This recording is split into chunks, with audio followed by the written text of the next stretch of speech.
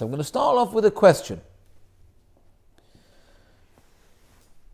Pesach has plenty of mitzvot to do with it. We have matzah, we have moror, we have the whole thing about the Korban Pesach. Plenty of mitzvot there. Sukkot, plenty of mitzvot. Lulav, etrog, sukkah. What about Shavuot? Any mitzvahs there? No. Not one mitzvah? The answer is no. But Rosh Hashanah has mitzvot. Yom Kippur has mitzvot. What about Shavuot? Why doesn't it have any mitzvot to do with it? And don't say cheesecake. That's not a mitzvah. Don't say flowers in the shul. That's not a mitzvah. They're beautiful minhagim, don't get me wrong. But it's not a mitzvah that we have to do on the Chag. So again, this is a very often asked question, and there are many answers. I want to tell you one answer that I heard, and another answer which was, I think, a little bit of a chidush. What happened on Shavuot? Quite simply, we got 613 mitzvot. We got the whole lot in one go on Har Sinai. Everything. Can you imagine picking one of those 613 and saying this is symbolic of giving of the Torah? You would say, wait, why is that better than the other 612? You're spoiled for choice. So we don't take any of them. There's not one of them that we can pick over any of the others to signify the giving of all 613. That's one answer. The second answer came out at my Shabbat table when I discussed this with my wife and my children. My wife came out with something, and my son Binyamin expanded on it. So my wife said like this. She said, imagine if there was a young man and he really, really wanted to play the piano. He wanted to become a pianist. But he didn't have a piano. What could he do? So he's waiting, he's saving money, or he's asking his parents, please buy me a piano. I'll mow the lawn, I'll clean the car, whatever it is. I just want a piano. And he's waiting, and he's saving, and he's chalashing for his piano. Suddenly the day arrives. He gets his piano. Now that he gets his piano, he is no longer somebody who is an ordinary person, who is a non-pianist. He now becomes a piano player. You can't say now he's not a musician. Now he begins on his path to become a musician. He might not be the best musician, but he says, now I am complete. I have what I need to start my musical endeavors. And I'm not turning back. I'm going to try and practice as much as I can. But from now on, you can call me the pianist. That is Klal Yisrael. Before, they were chalashing for the Torah. They were desperate to have the Torah. Now the time came. Now they were not Jews without Torah. In fact, some say they weren't even Jews. Now they were Jews with Torah. Now their life mission completely changed. They were now Torah observers. Albeit the fact that they weren't experts in Torah, because we know that they couldn't keep it all. They vowed to keep it. They said Naseh v'nishma. Their resolve was 100%. But they were not experts. But from then onwards, they were now the people of the book, the people of Torah, and there was no turning back. So for this, you have to put one mitzvah, and you have to say, this is the quintessential mitzvah? No. Now, nothing can symbolize what we had. The entire Torah becomes their mission. So in other words, there's not one mitzvah. In fact, there's all 613 according to this explanation. All 613 mitzvot become the purpose of Shavuot. Because our life statement, our mission statement had changed from the moment we got the Torah on Har Sinai. That was what my wife said. And my son Binyamin expanded a little bit. And he said, can you imagine the Yidden at Har Sinai? How enthusiastic they were. How they were so desperate. They said, Na'aseh v'nishma, this was the culmination of all the pain and all the suffering. 210 years of purification of Klal Yisrael, being liberated, going through the Yam Suf. This was the spitz. This was the peak of their achievements. Do you need something to indicate, to be something that the Jews had to keep to get a reward? No, I don't need any reward. They didn't need any further encouragement to keep the festival of Shavuot. They didn't need any special mitzvah.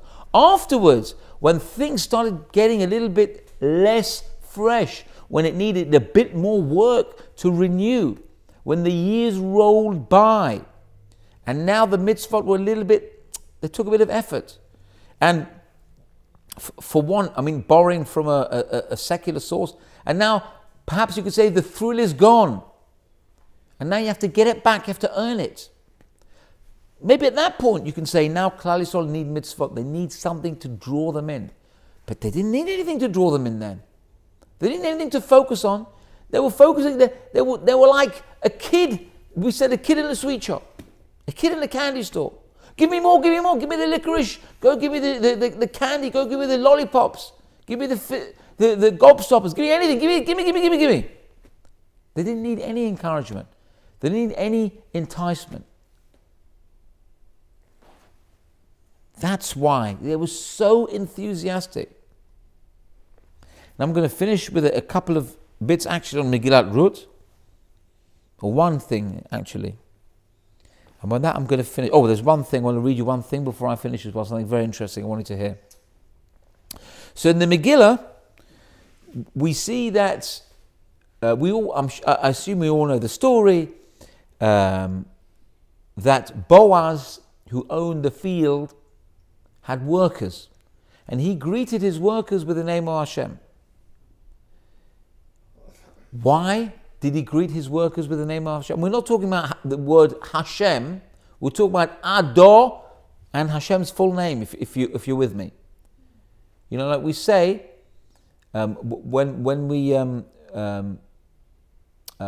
the Sephardim get an Aliyah LeTorah, we say, we have a special thing. We say, what do we say? We say, Alex, will remind me?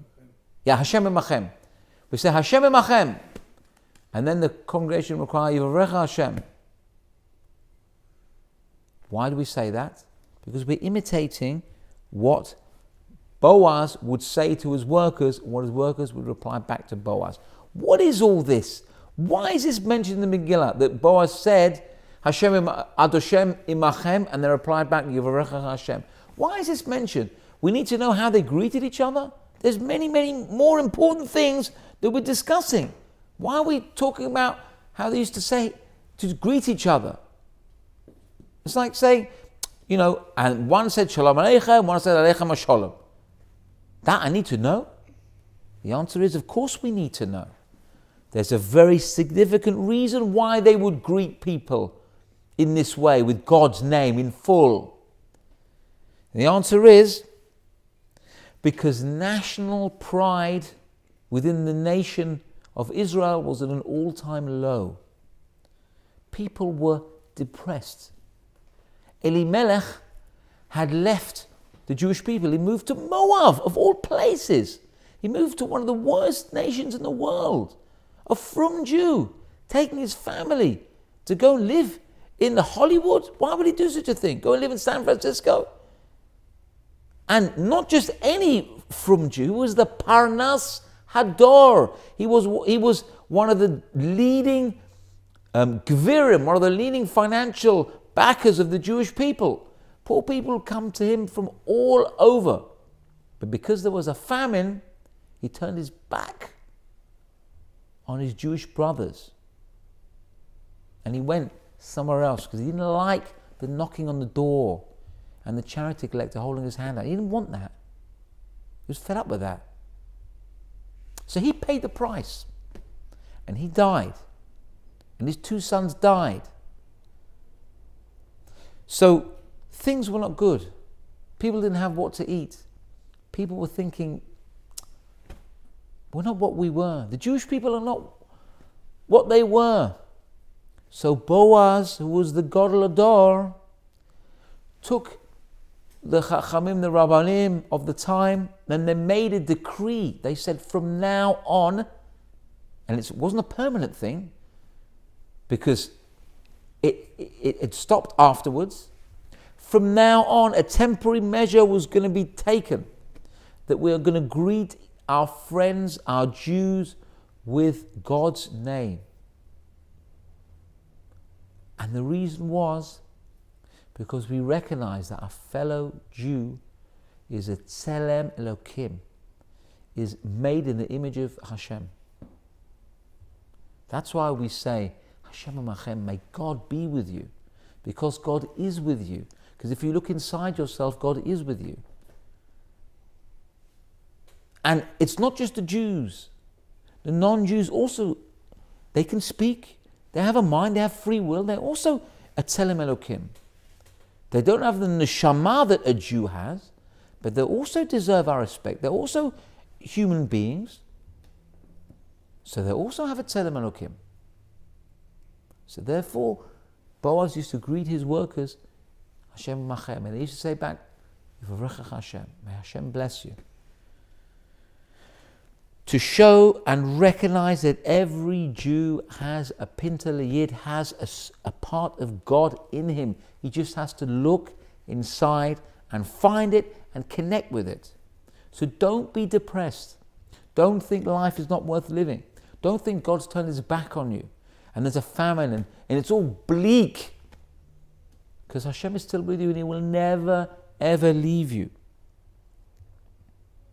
And that's what I wanted to say about Malka Schindler, who I mentioned before, was Nifta and was buried only this afternoon.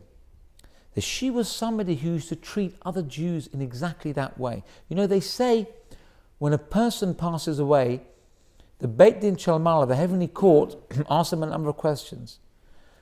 They will ask, Kavata item b'Torah, did you fix times for Torah? And one of the questions they're going to ask is, Himlachta Chaveirecha, did you treat your friend like royalty, like a melech, or like a malka? Did you treat them in such a way that made them feel special? Did you make them feel the best that they could? That's what they're going to ask. And Malka, so aptly named, she treated all of her friends like they were princesses, like they were queens. All of her friends, when she was diagnosed with that disease, she was in hospital for a while, and then they released her from hospital. Almost straight away, when she left the hospital, she went to a friend of hers' wedding, and she insisted on. We were taking photographs of the wedding. She made a beeline for the Chatan and the Kala, the bride and groom, and she said, "I want a picture taken with them." And of course, we were on hand to oblige. But she didn't think, "Oh, I'll go for the food. I'll go for this and that." Straight away, I want to be Mesameach Chatan and Kala. I want to make the Chatan and Kala happy with her weakening strength. That's what she was thinking about. She never used to think about herself. I mean, I didn't know her that well. I know her father, Lahavdil Ben Chaim L'Chaim, and I know her brothers. Himlachta Chaveirecha. Did you crown your friends? Did you make them feel special, like Malka Schindler made her friends feel special?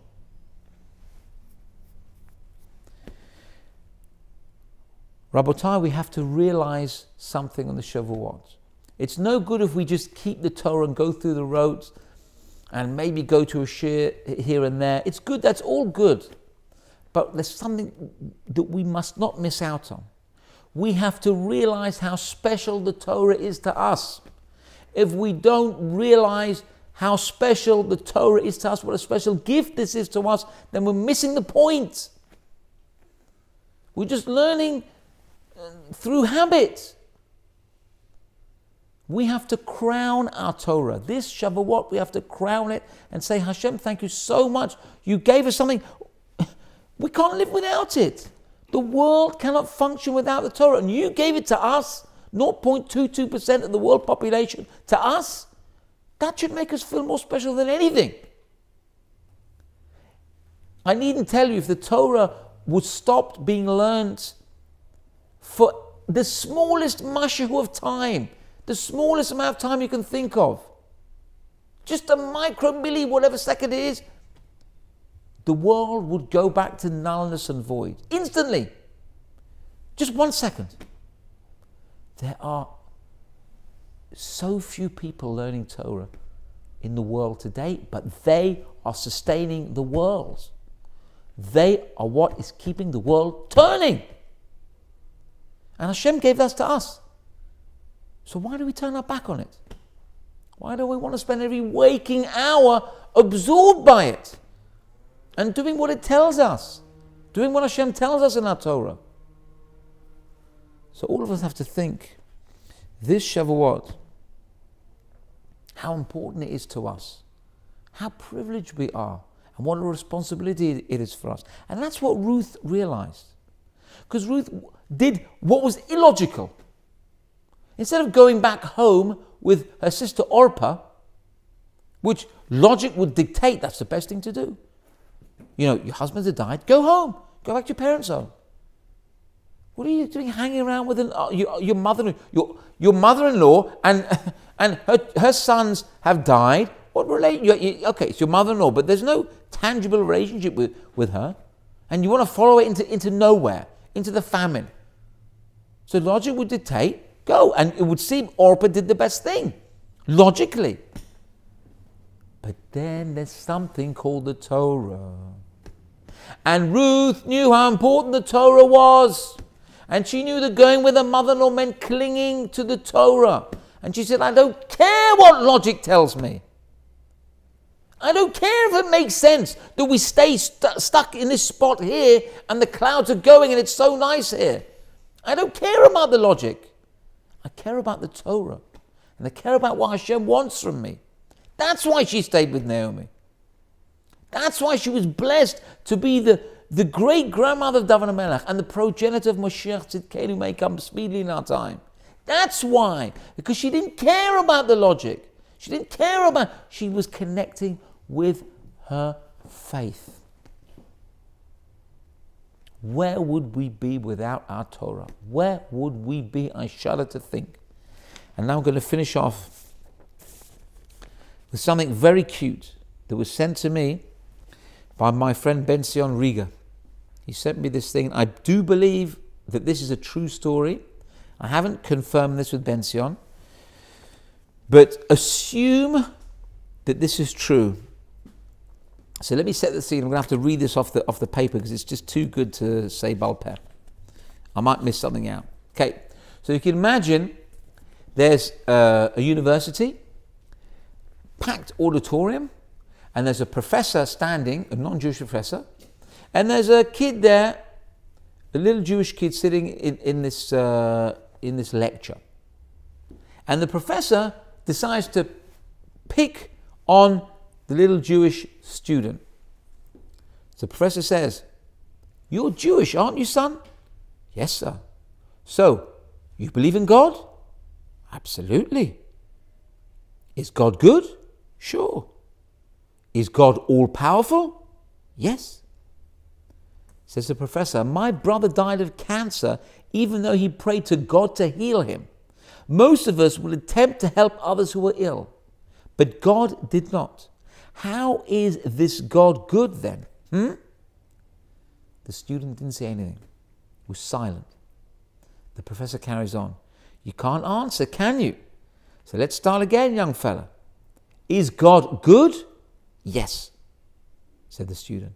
"Is Satan good?" "No." "Where does Satan come from?" The student thinks, from God. Yes, that's right, said the professor. Tell me, son, is there evil in the world? Yes. Evil is everywhere, isn't it? And God did make everything, correct? Yes. So who created evil? The student was silent.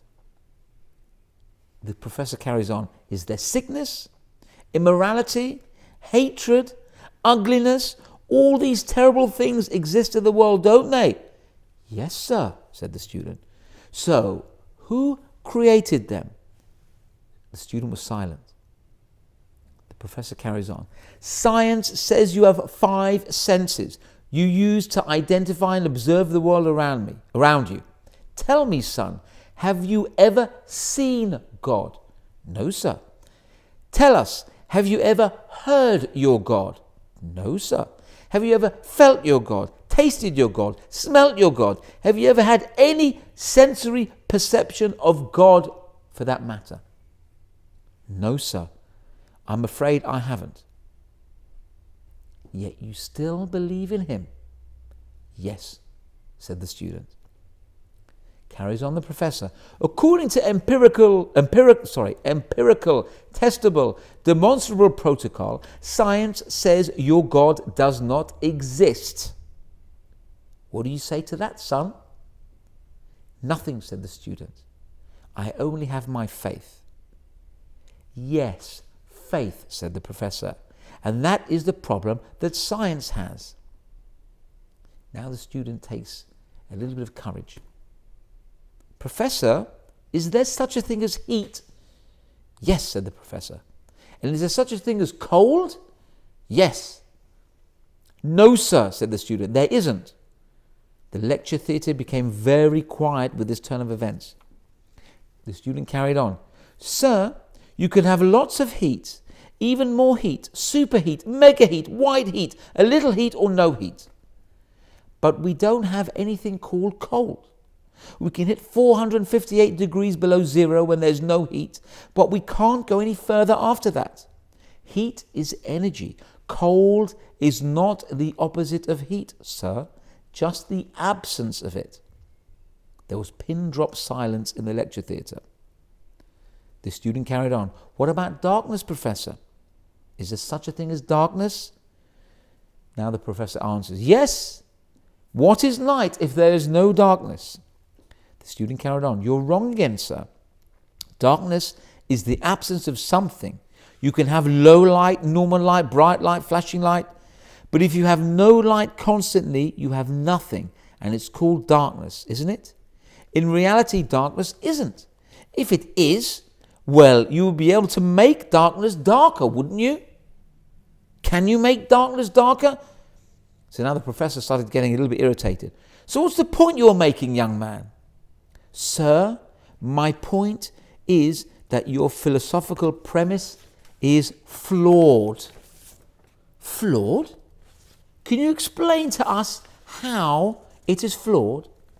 The student carried on. Sir, you are working on the premise of duality. You argue there is life and then there is death, a good God and a bad God. You are viewing the concept of God as something finite, something we can measure.